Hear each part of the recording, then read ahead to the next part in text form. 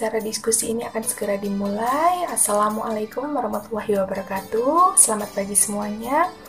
Yang terhormat kepada Bapak Askuri selaku narasumber yang sudah menyempatkan hadir pada acara yang membahagiakan ini. Semoga kesehatan dan keselamatan menyelimuti kita semua agar ada ilmu bermanfaat yang bisa kita ambil hari ini. Di pagi yang menyenangkan ini, perkenalkan saya Tarisa Azahra selaku moderator akan menjadi pemandu diskusi hingga selesai. Sebelumnya, perkenalkan kami mahasiswa dari Universitas Pendidikan Indonesia Kampus Sumedang bermaksud untuk melakukan diskusi terkait tugas lapangan mata kuliah pendidikan agama Islam, di mana kita akan berdiskusi dengan Bapak Mujib sebagai salah satu bagian dari masyarakat dengan tema yang akan kita diskusikan adalah pendidikan Islam di dalam keluarga. Sebelum diskusi menyenangkan akan dimulai, izinkan saya memperkenalkan semua anggota yang ada di dalam grup ini. Yang pertama adalah Adela Nur Intan, yang kedua Desi Ayu Lestari, dan yang ketiga Wulandari. Sebelum kegiatan diskusi tanya jawab dengan rekan-rekan saya, izinkan saya mengawali dengan dua pertanyaan, yaitu bagaimana sudut pandang Bapak mengenai apa itu pendidikan Islam di keluarga dan seberapa penting pendidikan Islam di keluarga tersebut. Terima kasih. Sudut pandang pendidikan agama di Jakarta itu sangat penting karena sebagai kontrol dalam kehidupan sehari-hari baik keluarga dan anggota keluarga termasuk anak-anak untuk bekal di masa depannya gitu.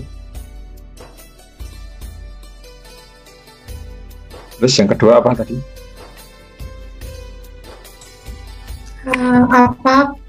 Seberapa penting pendidikan Islam di dalam keluarga?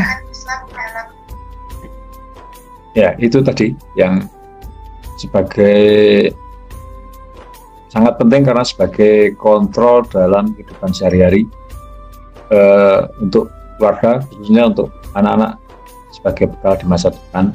Selanjutnya mungkin akan ada beberapa pertanyaan mengenai pendidikan Islam dalam keluarga yang akan disampaikan oleh rekan-rekan saya kepada rekan-rekan yang akan bertanya. Dipersilahkan. Baik Bapak, izin bertanya. Ada beberapa pertanyaan dari saya. Yang pertama, menurut Bapak, apa sih tujuan dari pendidikan agama Islam di keluarga ini?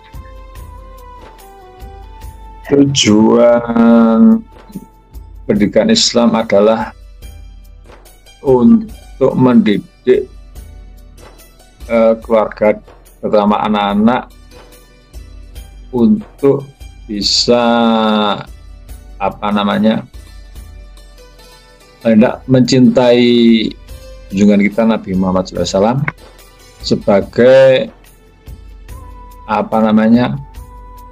salah satu manusia yang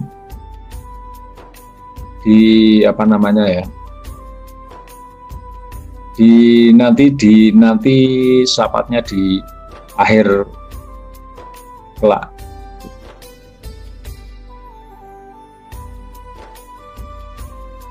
Baik, untuk pertanyaan selanjutnya, kalau boleh tahu nih Pak, bagaimana proses pendidikan Islam di keluarga Bapak sendiri? Kalau proses di keluarga kami didik dari mulai dini untuk paling tidak kebiasaan kehidupan sehari-hari. Misalnya pada waktu-waktu tertentu kita tidak boleh melakukan kegiatan lain selain yang berhubungan dengan keagamaan itu ya. Termasuk misalnya setelah maghrib sampai isya kita sedikit memaksakan untuk mengaji, dan paling tidak ada obrolan-obrolan yang mengarah ke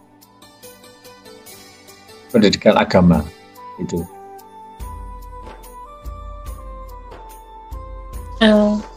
Baik, untuk pertanyaan selanjutnya mungkin kan tadi ada mengaji gitu. Jadi yang diterapkan tuh mengaji saja di rumah dari maghrib sampai isya atau ada lagi yang lain, Pak?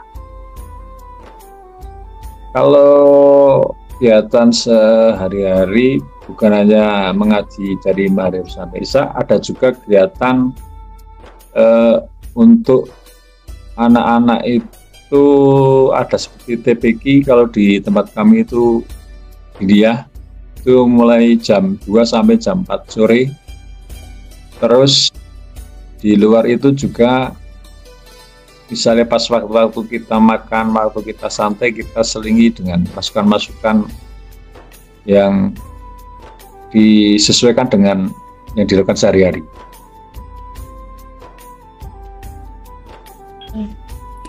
Baik Pak, menurut Bapak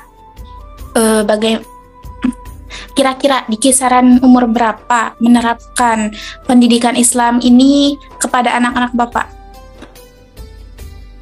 Kalau kisaran usia ya mulai dini lebih baik, lebih cepat lebih baik.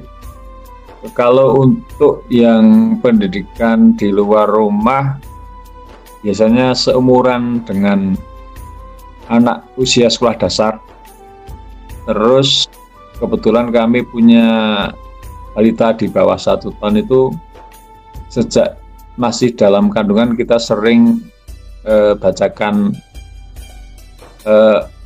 bacaan Al-Quran, kayak dia terbiasa dengan di otaknya itu sudah menyimpan memori tentang Al-Quran itu sendiri. Baik Pak, terima kasih. Mungkin sekian pertanyaan dari saya, akan dilanjutkan oleh rekan saya. Terima kasih Pak. Baik Bapak, sebelumnya izin bertanya, apakah pendidikan Islam ini sudah diterapkan di seluruh keluarga Bapak? Ya, sudah Mbak. Sudah tiap hari kita terapkan hari-hari. Lalu dari bentuk-bentuk pendidikan Islam yang diterapkan di keluarga Bapak, menurut Bapak apa bentuk pendidikan Islam yang dianggap cukup efektif untuk keluarga? Kalau pendidikan yang efektif ya mungkin pas waktu santai itu kita ngobrol tentang keagamaan dan kebiasaan yang dilakukan oleh anak-anak, kita hubungkan dengan dengan ilmu Islam juga, masuk mungkin pas waktu kita di jalan kita melihat sesuatu yang mungkin menurut kita itu di luar nalar, ya kita hubungkan dengan agama juga. Baik, langsung pertanyaan selanjutnya, bagaimana dampak penanaman pendidikan Islam tersebut di keluarga Bapak? Alhamdulillah kalau dampaknya sangat baik. Kalau kita lihat bandingkan dengan keluarga tertentu yang mungkin kurang menerapkan pendidikan agama, saya yakin ada perbedaan yang sangat kelihatan, akan nampak, karena paling enggak kalau cara bergaul, cara sopan santun juga sudah sangat mempengaruhi untuk keluarga yang diberikan pendidikan agama itu. Baik Bapak, ini untuk pertanyaan terakhir dari saya. Apakah semua keluarga dapat menerima pendidikan agama Islam yang diberikan, atau ada semacam penolakan atau tidak gitu Pak? Alhamdulillah untuk keluarga kami saya anggap sangat menerima, walaupun mungkin kalau untuk anak-anak yang masih usia di bawah 15 tahun, masih usia sekolah, mungkin ada pemikiran tertentu yang mungkin ada pengaruh dari teman atau yang lain, tapi masih bisa kami antisipasi, walaupun mungkin di luar kami nggak tahu, tapi insya Allah masih ada kontrol itu.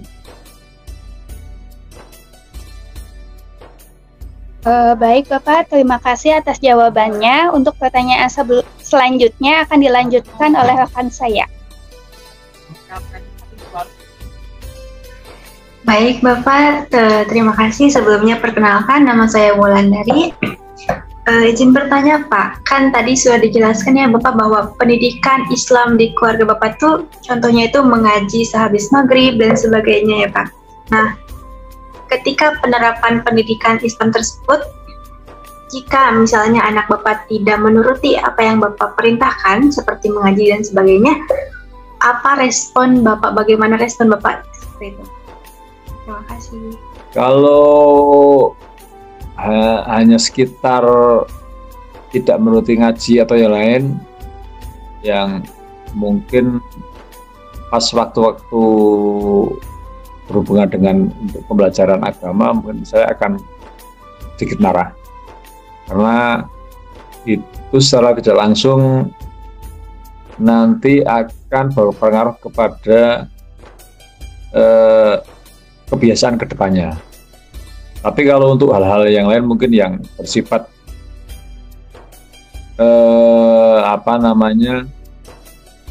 di luar yang kami harapkan ya Pak, mungkin agak lebih keras gitu.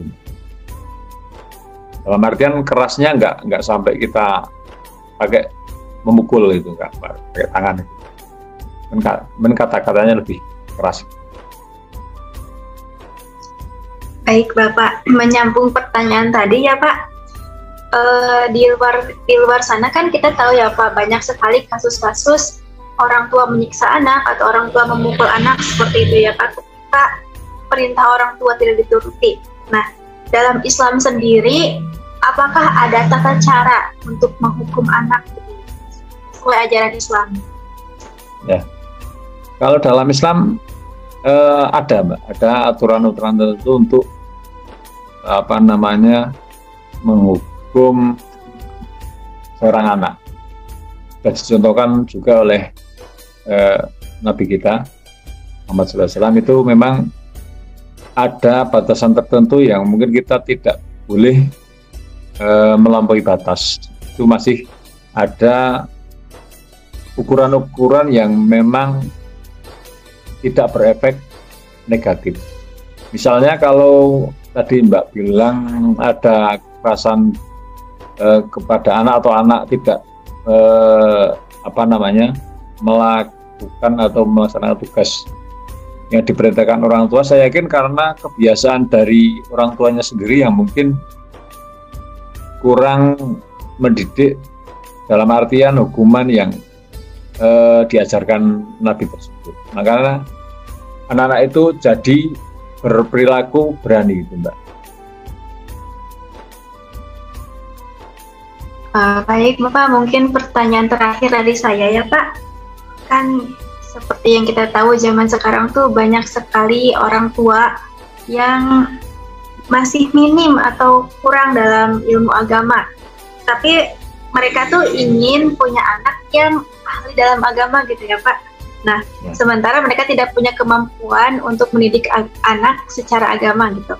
Nah, apakah ada kiat-kiat yang bisa dilakukan orang tua untuk mendidik anak walaupun dia sendiri tidak tahu agama gitu Pak? Terima kasih. Kalau seperti itu kan kita harus bersyukur, berarti orang tua sudah sadar akan kekurangannya. Jadi merasa bahwa dia itu mempunyai kerugian atau apa yang dulunya dia tidak melaksanakan belajar agama, makanya dia ingin anaknya lebih baik dari dia dengan cara mungkin dititipkan ke tempat-tempat tetangga yang bisa acara agama atau TPQ, atau diajak ke kajian-kajian agama yang di lingkungan sekitar itu, biar terbiasa itu. Baik Bapak, terima kasih. Mungkin selanjutnya saya serahkan kembali kepada moderator. Mengenai pertanyaan terakhir, saya akan sampaikan mengenai bagaimana sih Bapak menitipkan pesan kepada anak-anak untuk selalu menjaga nilai-nilai pendidikan Islam di keluarga yang dibawa keluar rumah. Kalau cara untuk memberikan pesan, mungkin pas yang tadi saya katakan, pada waktu-waktu kita melaksanakan ngobrol santai dan keluarga pas duduk makan, kita memberi pesan-pesan yang untuk kebiasaan di luar rumah, atau untuk bekal yang akan lakukan di masa akan datang. Sehingga misal hubungan dengan lingkungan, dengan teman, supaya bisa membedakan antara yang baik dan tidak baik. Baik, terima kasih kepada teman-teman dan tamu narasumber yang selesai sudah sesi diskusi dalam pertemuan ini. Diskusi yang luar biasa ini semoga menjadikan tambahan ilmu bagi kita semua. Terima kasih atas partisipasi Bapak dan rekan-rekan yang sangat luar biasa. Semoga apa yang kita diskusikan membawa ilmu bermanfaat bagi kita semua. Sekian dari kami, mohon dimaafkan jika ada kesalahan dan semoga kita semua selalu diberikan kesehatan. Wassalamualaikum warahmatullahi wabarakatuh. Terima kasih.